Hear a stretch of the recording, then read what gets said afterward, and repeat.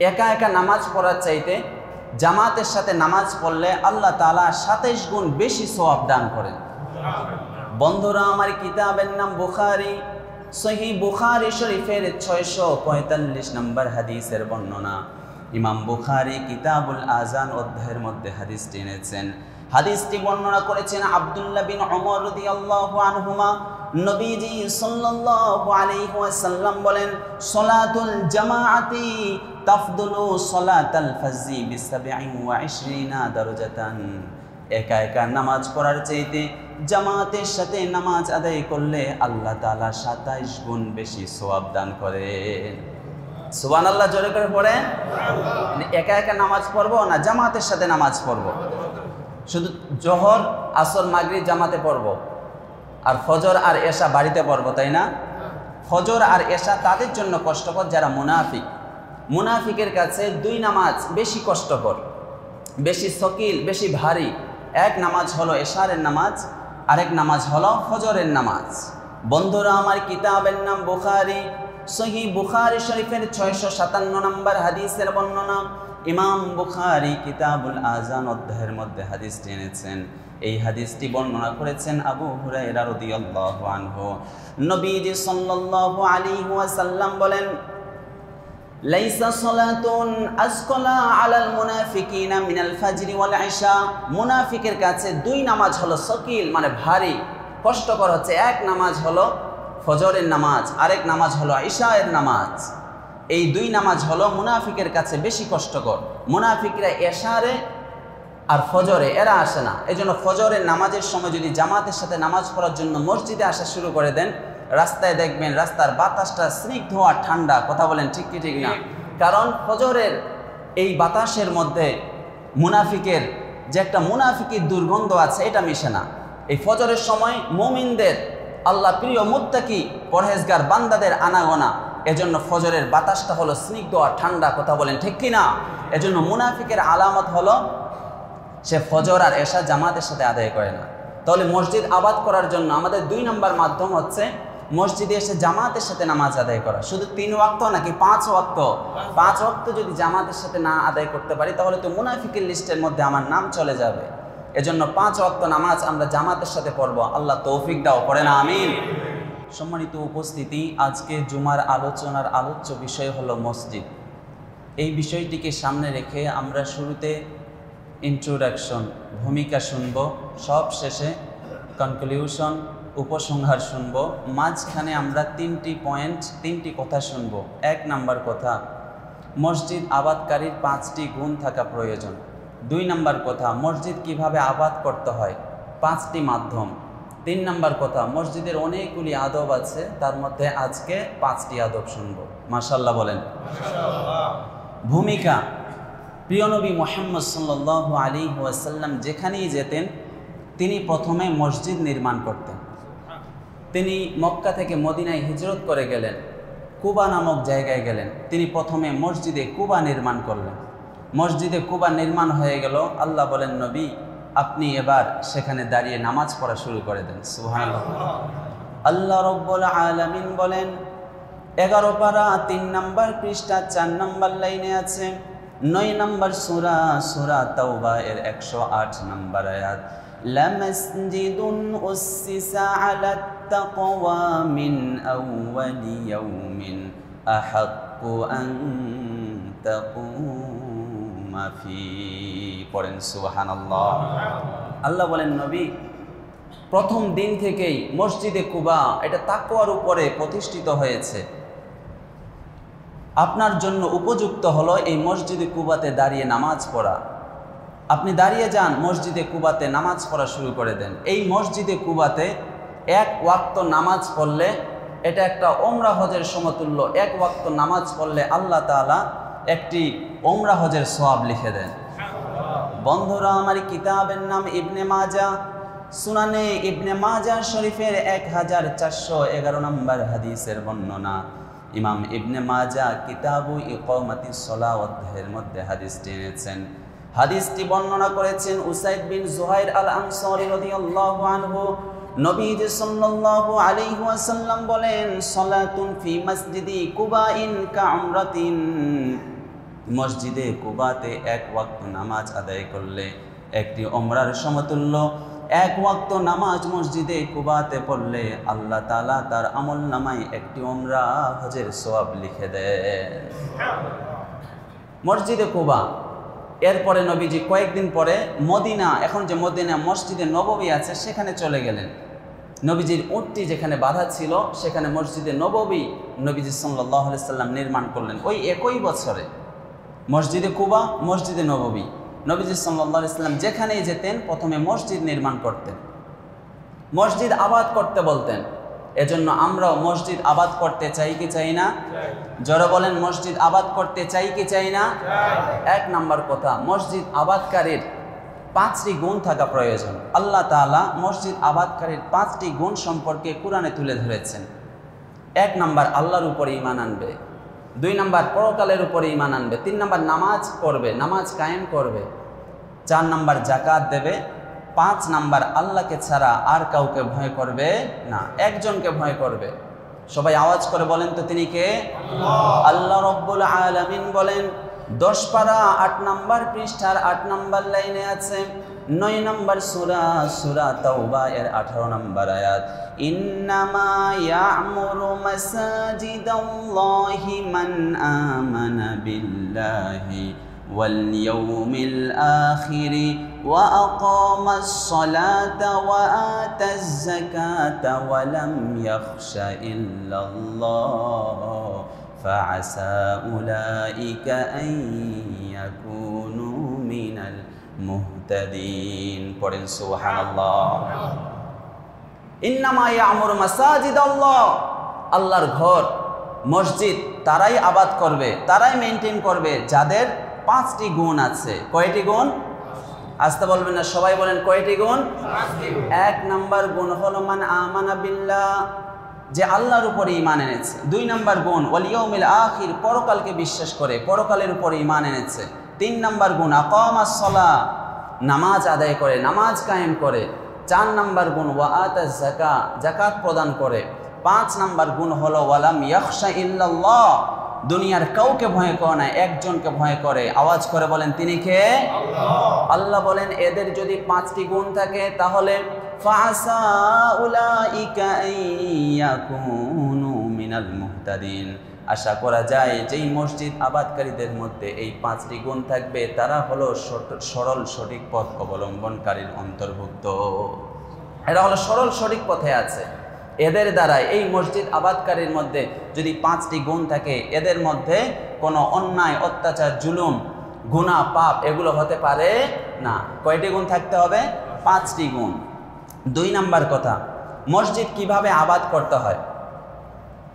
মসজিদ কিভাবে আবাদ করতে হয়, মাধ্যম হলো 5টি। এর আগে আমরা শুনেছি মসজিদ আবাদকারীর গুণ কয়টি থাকতে হবে? 5টি। শেষেরটা হলো ওয়ালাম ইয়াখশা ইল্লাল্লাহ, আল্লাহকে ছাড়া আর কাউকে ভয় করা যাবে না।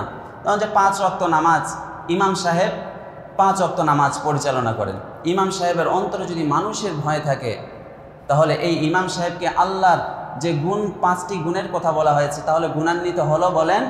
এই জন্য আল্লাহকে ভয় করে ইমাম সাহেব 5 ওয়াক্ত নামাজ পড়বে, যারা মেনটেন করবে, পরিচালনা করবে, এই 5টি গুণ তাদের মধ্যে থাকতে হবে। 2 নাম্বার কথা, মসজিদ কিভাবে আবাদ করতে হয়, মাধ্যম হলো 5টি। সবাই বলেন মাধ্যম কয়টি? 1 নাম্বার মাধ্যম হলো মসজিদ নির্মাণ করা। মসজিদ নির্মাণ করা, নবীজি মসজিদ যেখানে গিয়েছেন মসজিদ নির্মাণ করেছেন। আর নবীজি সাল্লাল্লাহু আলাইহি ওয়াসাল্লাম বলেছেন তোমরা পাড়ায় পাড়ায়, মহল্লায় মহল্লায়, গ্রামে গ্রামে মসজিদ নির্মাণ করো। বন্ধুরা আমার, কিতাবের নাম আবু দাউদ, সুনানে আবু দাউদ শরীফের 455 নম্বর হাদিসের বর্ণনা। ইমাম আবু দাউদ কিতাবুস সালাহ অধ্যায়ের মধ্যে হাদিসটি এনেছেন।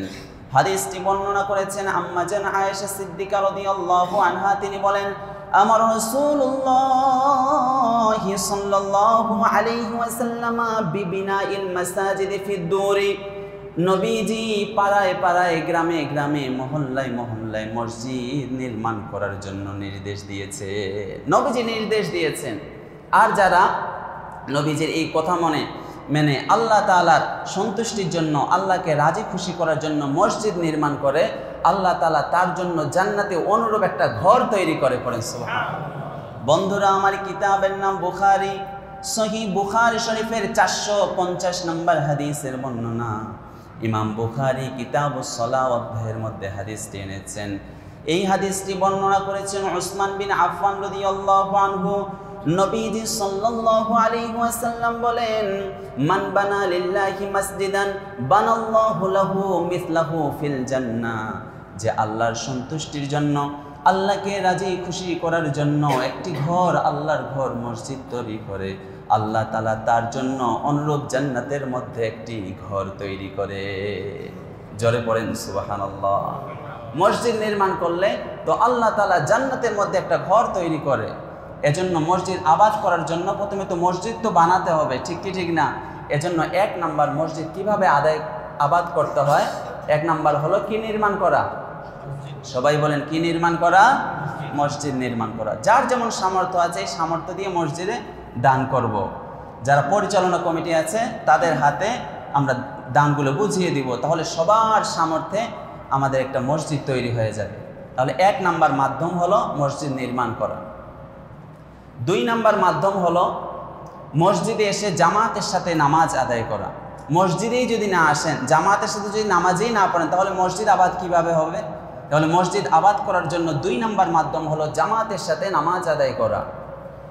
একা একা নামাজ পড়ার চাইতে জামাতের সাথে নামাজ পড়লে আল্লাহ তাআলা 27 গুণ বেশি সওয়াব দান করেন।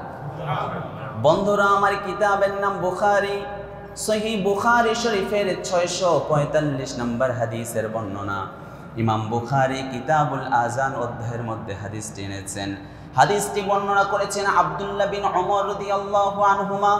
নবীজি সাল্লাল্লাহু আলাইহি ওয়াসাল্লাম বলেন, সলাতুল জামাআতি তাফদুলু সলাতাল ফাজরি বি27 দারাজাতান। একা একা নামাজ পড়ার চাইতে জামাতের সাথে নামাজ আদায় করলে আল্লাহ তাআলা 27 গুণ বেশি সওয়াব দান করেন। সুবহানাল্লাহ, জোরে করে পড়েন। একা একা নামাজ পড়বো না জামাতের সাথে নামাজ পড়বো? শুধু জোহর আসর মাগরিব জামাতে পড়বো, আর ফজর আর এশা বাড়িতে পড়বো, তাই না? ফজর আর এশা তাদের জন্য কষ্টকর যারা মুনাফিক। মুনাফিকের কাছে 2 নামাজ বেশি কষ্টকর, বেশি সকিল, বেশি ভারী। 1 নামাজ হলো এশারের নামাজ, আরেক নামাজ হলো ফজরের নামাজ। বন্ধুরা আমার কিতাবের নাম বুখারী। সহিহ বুখারী শরীফের 657 নম্বর হাদিসের বর্ণনা। ইমাম বুখারী কিতাবুল আযান অধ্যায়ের মধ্যে হাদিসটি এনেছেন। এই হাদিসটি বর্ণনা করেছেন আবু হুরায়রা রাদিয়াল্লাহু আনহু। নবীজি সাল্লাল্লাহু আলাইহি ওয়াসাল্লাম বলেন, লাইসা সালাতুন আসকালা আলাল মুনাফিকিনা মিনাল ফাজরি ওয়াল ইশা।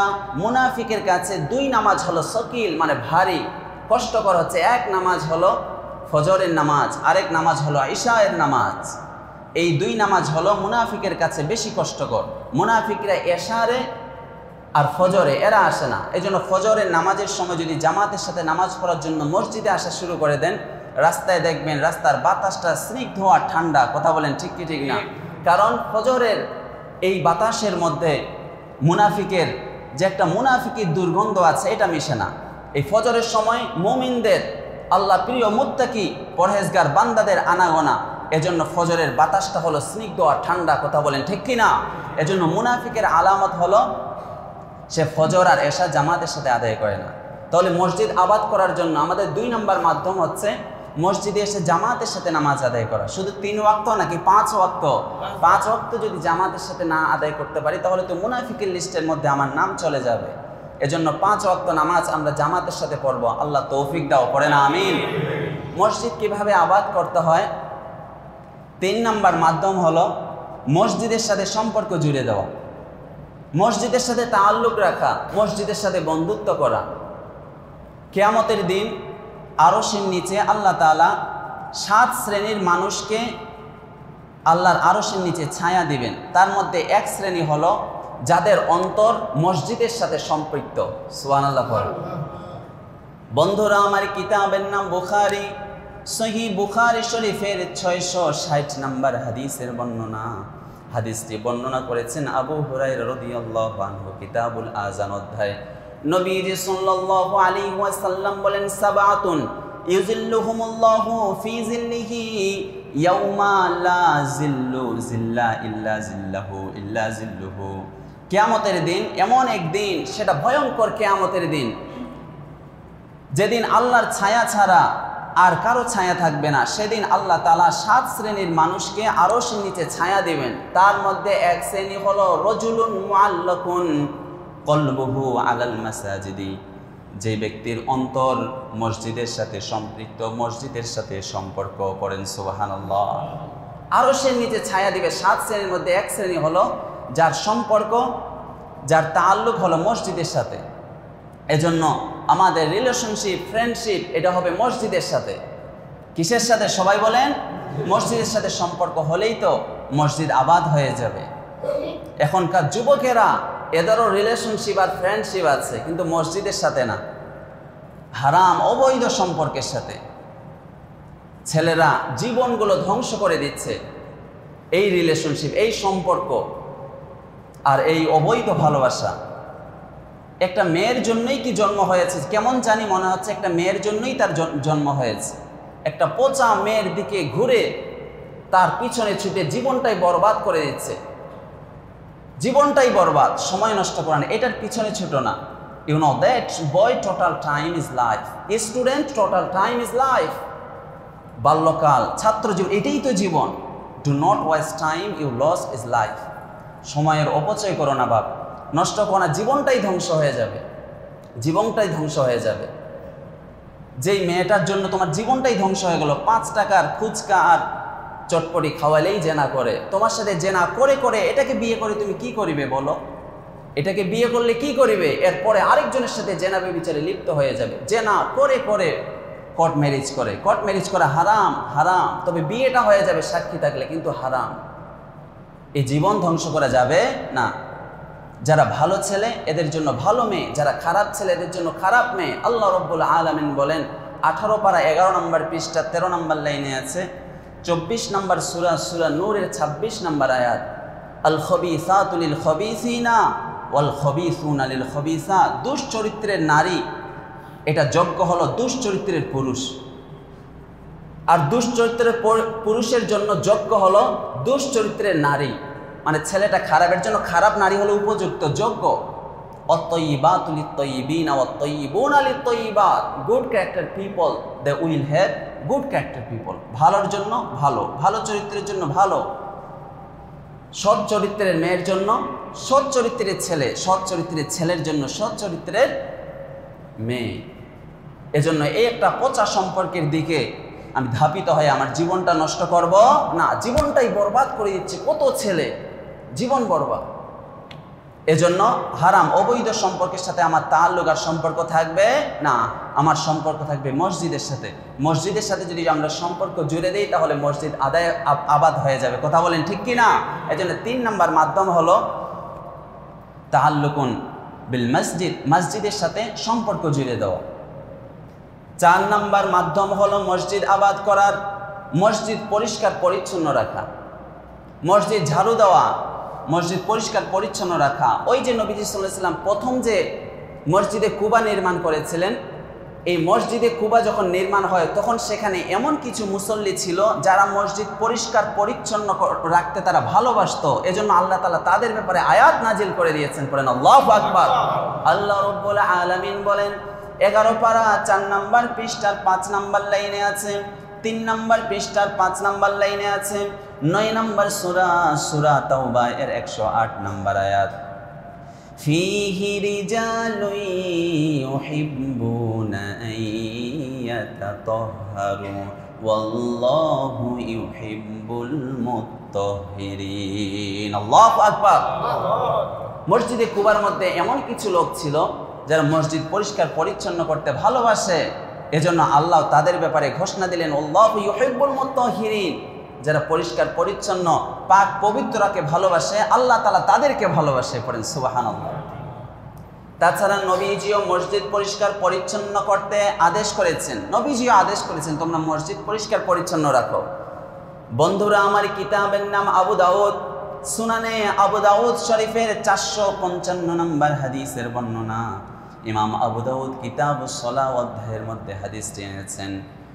হাদিসটি বর্ণনা করেছেন আম্মা জান আয়েশা রাদিয়াল্লাহু আনহা। তিনি বলেন, আমার রাসূলুল্লাহ সাল্লাল্লাহু আলাইহি ওয়াসাল্লাম আন তুনাজ্জাফা, নবীজি মসজিদ পরিষ্কার পরিচ্ছন্ন পাক পবিত্রতা রাখতে নির্দেশ দিয়েছেন। নবীজি নির্দেশ দিয়েছেন। এজন্য এক নাম্বার হলো আল্লাহ ভালোবাসেন, আর 2 নাম্বার হলো নবীজি নির্দেশ দিয়েছেন মসজিদ পরিষ্কার পরিচ্ছন্ন রাখতে। এজন্য মসজিদ পরিষ্কার পরিচ্ছন্ন রাখতে এটাতে কোনো পার্থক্য নেই যে আমি কেন ঝাড়ু দিব, সে কেন ঝাড়ু দিবে, সে কেন পরিষ্কার করবে, এরকম পার্থক্য কোনো নেই। There is no difference. No difference between black and white and the member of the parliament and rickshaw puller. Everything is equal. There is no difference between leader and worker. Everything is equal. Completely equal. 100% equal. সবাই সমান। সংসদ সদস্য হোক, রিক্সাওয়ালা হোক, আর নেতা হোক, আর শ্রমিক হোক, কালো হোক আর ফর্সা হোক, সবাই মসজিদ পরিষ্কার রাখবো, পরিচ্ছন্ন রাখবো, পাক পবিত্রকে ভালোবাসবো। ইনশাআল্লাহ পড়েন, যেন মসজিদ পরিষ্কার পরিচ্ছন্ন রাখবেন। আপনি এই সমাজের লিডার, তাহলে আপনি মসজিদে চলে আসেন, অজুখানাটা একটু পরিষ্কার করে দেন, অথবা যে খাদেম আছে তার সাথে আপনি সহযোগী হয়ে যান। আপনার অন্তরে হিংসা, ফাসাদ, জুলুম, অত্যাচার এগুলো যে আপনার অন্তরের মধ্যে আঁকড়ে ধরেছে, এটা আর থাকবে না, আপনার অন্তরটা ফ্রেশ হয়ে যাবে। সুবহানাল্লাহ পড়েন। এজন্য মসজিদ আবাদ করার মাধ্যম 4 নাম্বার মাধ্যম হলো মসজিদ পরিষ্কার পরিচ্ছন্ন রাখা।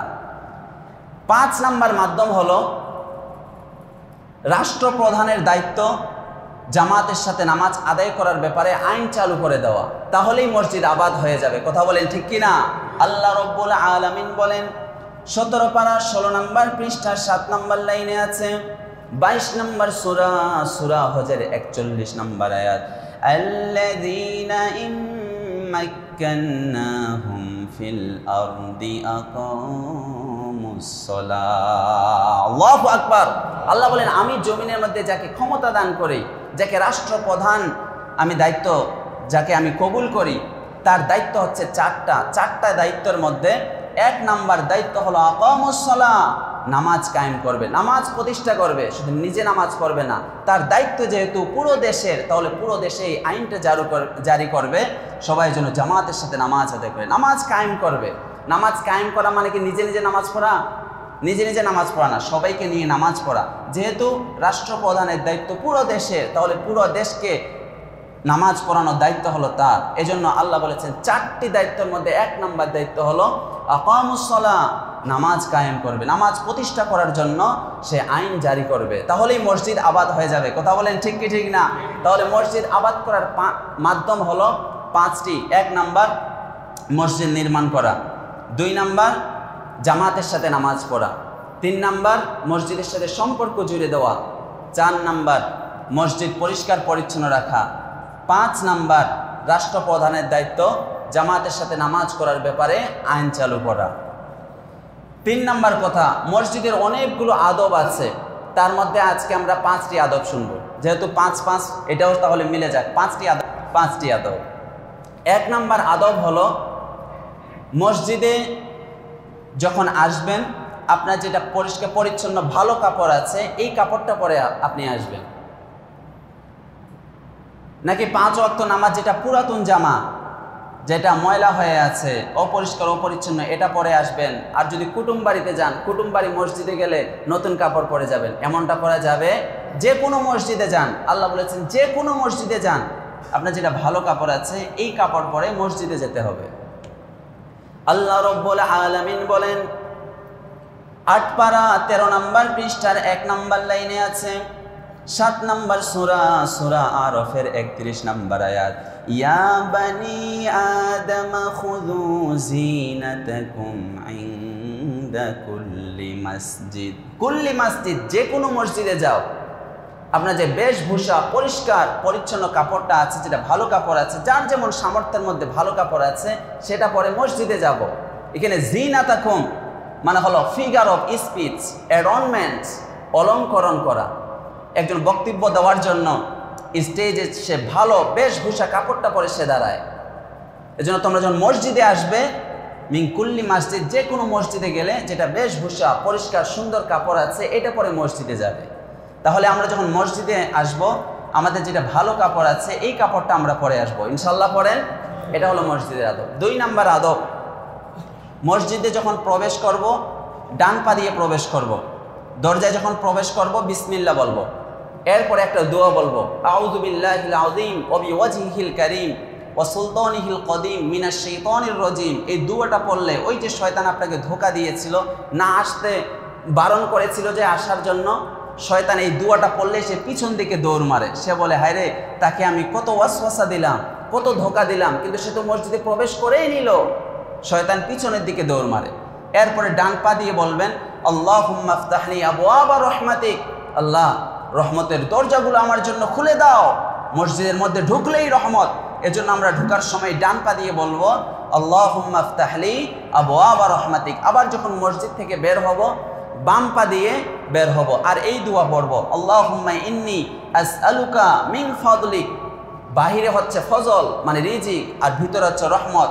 ভিতরে এসে রহমতের চাদরে আল্লাহর কাছে দুই হাত তুলে আমরা রহমত চাইব, আর বাহিরে আছে রিজিক।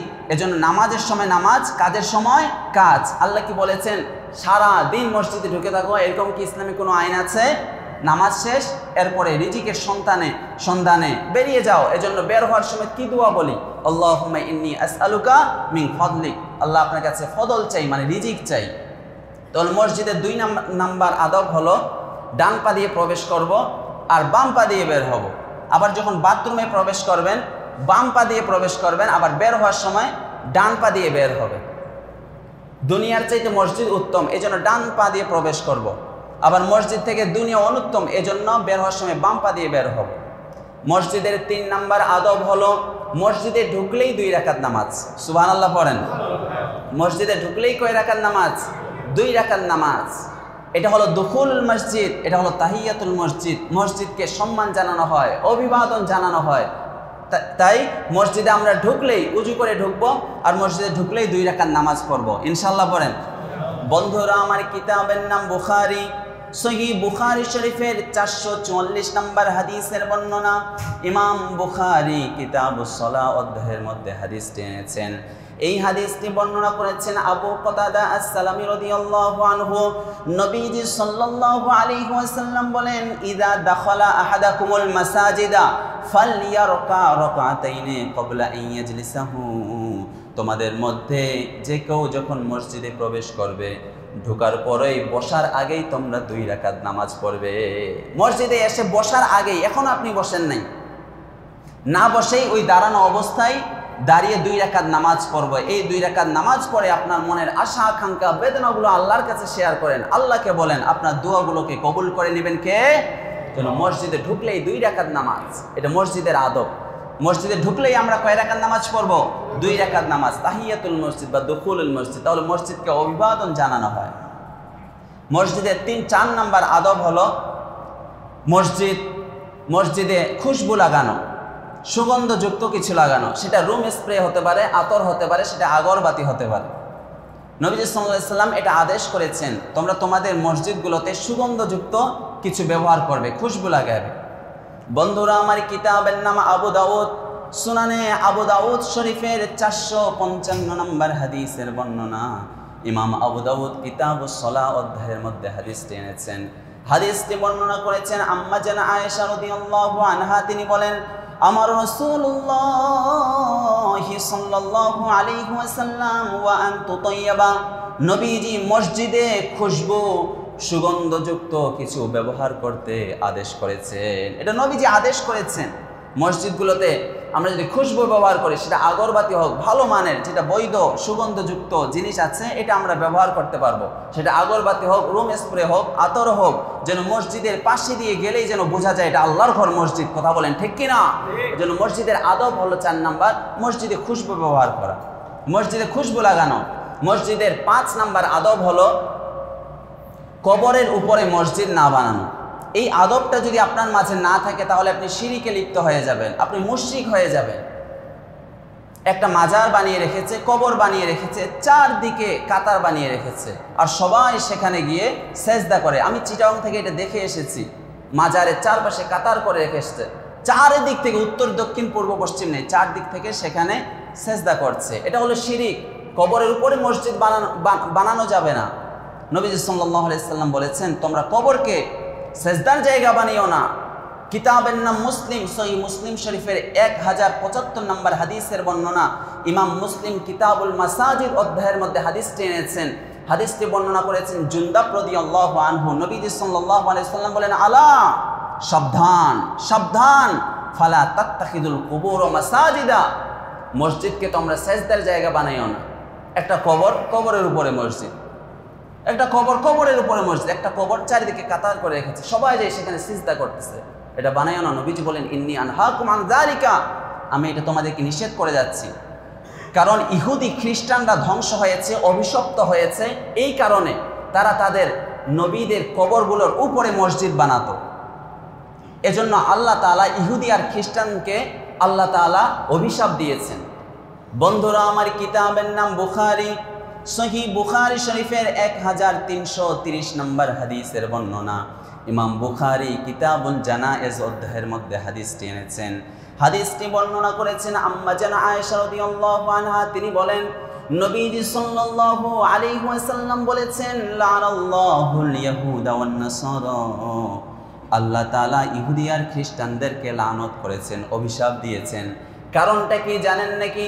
ইত্তাখাযু কুবুর আম্বিয়াইহিম মাসজিদান, ইহুদি খ্রিস্টানরা তাদের নবীগণের উপরে কবর বানাতো, কবরের উপরে মসজিদ বানাতো। এজন্য ইহুদি খ্রিস্টানের উপরে আল্লাহ তাআলার লানত আর অভিশাপ। এজন্য আমরা ইহুদি খ্রিস্টানের মতো মসজিদ, উপরে মসজিদ, সামনে কবর, পিছনে মসজিদ, আগে মসজিদ এরপরে গোরস্থান। কথা বলেন ঠিক কিনা? আগে মসজিদ এরপরে গোরস্থান। মসজিদ হবে পশ্চিম দিকে বাংলাদেশে, আর কবর হবে মসজিদের পূর্ব দিকে, ঠিক কিনা বলেন? মসজিদ সামনে কবর, এর শিরকের অন্তর্ভুক্ত হয়ে যাবে। তাহলে আদব হচ্ছে মসজিদ যখন বানাবো সামনে কোনো কবর রাখবো না। আবার মসজিদের কবরের চারপাশে কাতার দিয়ে, মানে সেজদা করার জন্য এরকম মাজার তৈরি করব না। মাজার জিয়ারত করা এটা হচ্ছে সুন্নাহ, তাদের কবর জিয়ারত করা এটা হচ্ছে সুন্নাহ, কিন্তু সেখানে গিয়ে শিরকে লিপ্ত হওয়া যাবে না। তাহলে মসজিদের 5টি আদব শুনলাম, মাশাআল্লাহ বলেন। আখেরি কথা, শেষ কথা, 3টি মসজিদে সওয়াবের নিয়ত করে সফর করা এটা জায়েজ। কথা বলেন, কয়টি মসজিদ? একটা হলো মক্কা শরীফের মসজিদে হারাম, আরেকটা হলো মদিনা শরীফের মসজিদে নববী, আরেকটা হলো ফিলিস্তিনের মসজিদে আকসা। এই 3টি মসজিদে সওয়াবের নিয়ত করে যাওয়া জায়েজ। কিন্তু আপনি এখানে নিম্নগর আলিয়া জামে মসজিদে নামাজ আদায় করেন। এখন আপনি যদি মনে করেন পাশের মসজিদ পলিটেকনিক জামি মসজিদ, আপনি যদি মনে করেন যে আজকের আসরটা সেখানে গিয়ে পড়ি তাহলে সওয়াব বেশি হবে, এরকম নিয়ত করে সফর করা যাবে।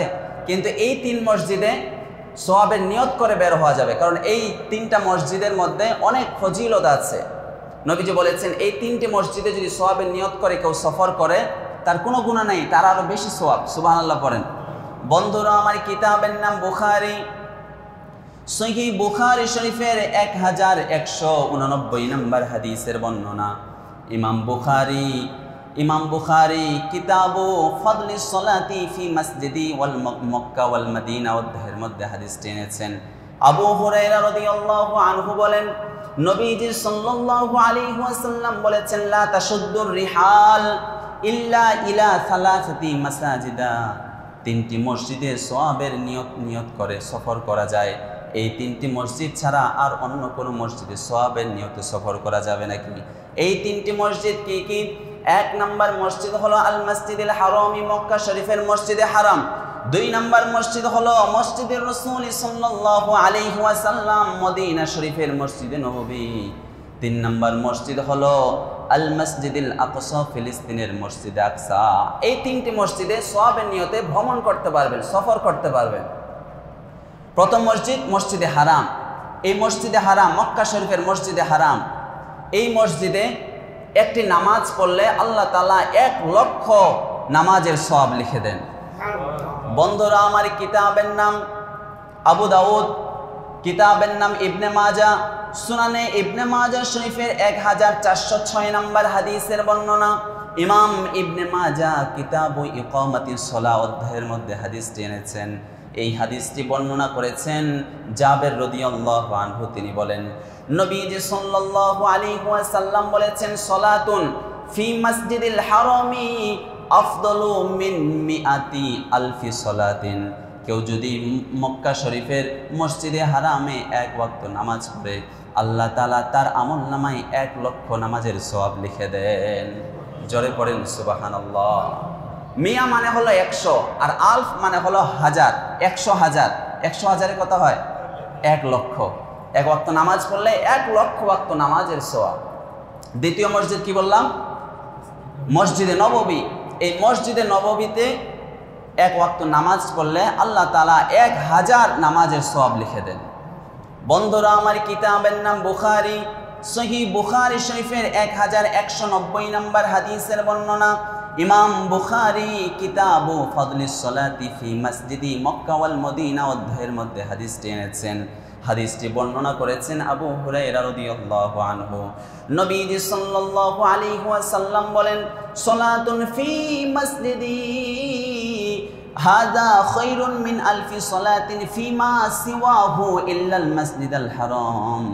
আমার মসজিদে নববীতে কেউ যদি 1 ওয়াক্ত নামাজ পড়ে আল্লাহ তাআলা তার আমল নামায় 1000 নামাজের সওয়াব লিখে দেন। সুবহানাল্লাহ। আর একটু জোরে পড়েন 1000 রাকাতের সওয়াব।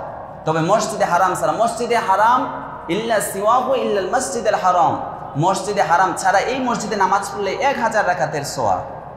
আর মসজিদে হারামে পড়লে 1 লক্ষ নামাজের সওয়াব। তৃতীয় মসজিদ কি বললাম? ফিলিস্তিনের মসজিদে আকসা। ফিলিস্তিনের মসজিদে আকসাতে একটি নামাজ পড়লে আল্লাহ তাআলা 500 নামাজের সওয়াব লিখে দেন। পড়েন সুবহানাল্লাহ। বন্ধুরা আমার ইমাম সুয়ুতির বিখ্যাত কিতাব আল জামিউস সগীর, এই কিতাবের 5850 নম্বর হাদিসের বর্ণনা। এই হাদিসটি বর্ণনা করেছেন আবু দারদা রাদিয়াল্লাহু আনহু।